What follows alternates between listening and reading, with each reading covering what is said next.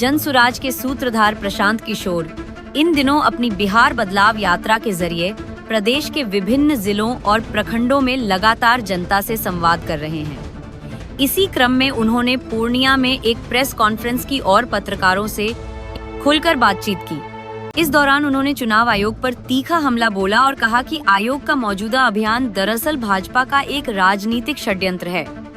उन्होंने सवाल उठाया कि जिस वोटर लिस्ट से प्रधानमंत्री नरेंद्र मोदी 2024 में चुने गए, क्या अब वही सूची विधानसभा चुनावों के लिए अयोग्य हो गई है?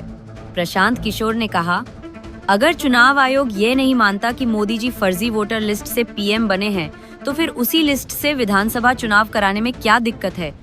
उन्होंने आरोप लगाया कि भाजपा इस डर में है कि बिहार में अब जनसुराज के रूप में लोगों के पास एक मजबूत विकल्प आ चुका है, इसलिए खासतौर पर समाज के पिछड़े वर्गों को टारगेट करके उनके नाम वोटर लिस्ट से हटाने की कोशिश की जा रही है।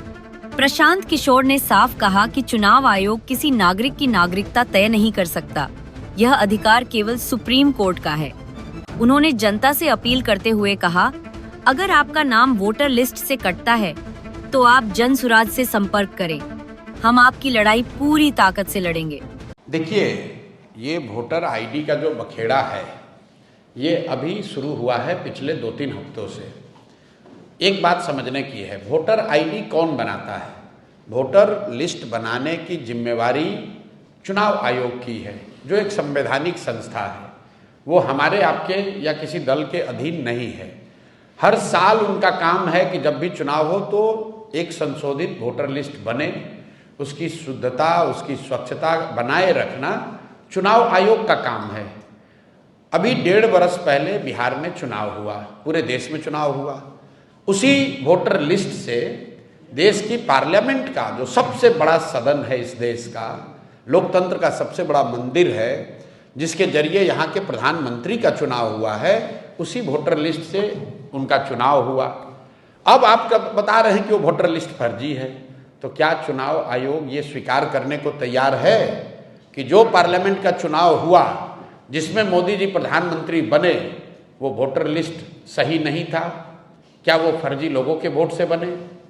और अगर लोकसभा चुनाव के बाद से फर्जी लोग आ गए, जैसा कि बताया जा रहा है सूत्रों के हवाले से कि नेपाली और बांग्लादेश के बहुत सारे लोग बिहार में वोटर लिस्ट में अपना नाम घुसा लिए हैं या बिहार में आके रह रहे हैं, तो इसका दोष, इसका जवाब भी एनडीए की सरकार को ही देना होगा।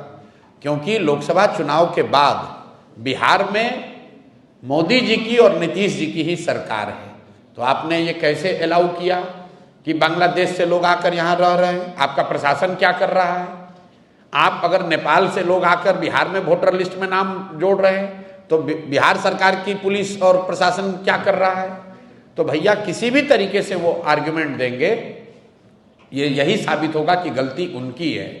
ये पूरा बखेड़ा इसलिए खड़ा किया गया है कि एनडीए को, सत्तारूढ़ दल को ये डर सता रहा है कि 30-35 बरस के बाद बिहार में लोगों को एक नया रास्ता दिख गया है, और खासकर उन लोगों को जो प्रवासी मजदूर हैं, जो गरीब हैं, जो इस व्यवस्था से के मारे हुए लोग हैं, जिनको इस व्यवस्था और इस भ्रष्टाचार से की वजह से जिनका जीना दूभर है, जो जानते हैं वो कभी भाजपा को, लालू को वोट नहीं देना चाहते हैं, अब लेकिन मजबूरी में देना पड़ता था, उनके सामने एक जनसुराज का नया रास्ता, नया विकल्प मिल गया है।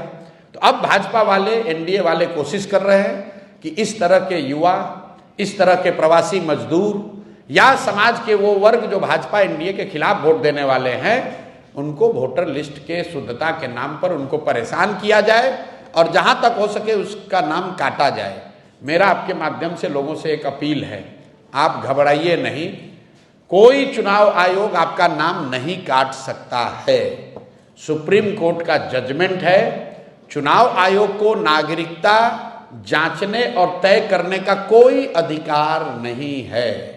आप लोग भी ये समाज को जगाइए, बताइए, चुनाव आयोग को नागरिकता तय करने का अधिकार ही नहीं है। वो सिर्फ ये कह सकते हैं कि आप वो डॉक्यूमेंट लाइए जिससे कि वोटर लिस्ट में आपका नाम ऐड किया जा सके। आपका नाम काटना, आपका राशन पानी बंद करना, आपकी सरकारी व्यवस्था से मिलने वाली मदद को बंद करना, ये चुनाव आयोग के अधिकार क्षेत्र के बाहर का बात है। तो थोड़ी परेशानी जरूर हो रही है, लेकिन लोकतंत्र है, इसमें लड़ना ही पड़ेगा, लड़कर लोगों को अपना हक लेना पड़ेगा। और वोट का अधिकार सबसे बड़ा अधिकार है, इसको किसी को नहीं छोड़ना है। आपके पास अगर कागज नहीं है, लोग आपका नाम काट रहे हैं, आप किसी भी राजनीतिक दल से आपका सरोकार है, जनसुराज अच्छा लगता है तो जनसुराज के पास आइए, दूसरा कोई दल अच्छा लगता है उसके पास जाइए, लेकिन अपना वोट जरूर दीजिए। और देने के लिए जरूरी है कि आप अपना नाम वोटर लिस्ट में अंकित कराइए। अगर आपकी पूरी क्षमता नहीं है तो जो राजनीतिक दल हैं वो आपकी आवाज बनेंगे, आपकी मदद करेंगे।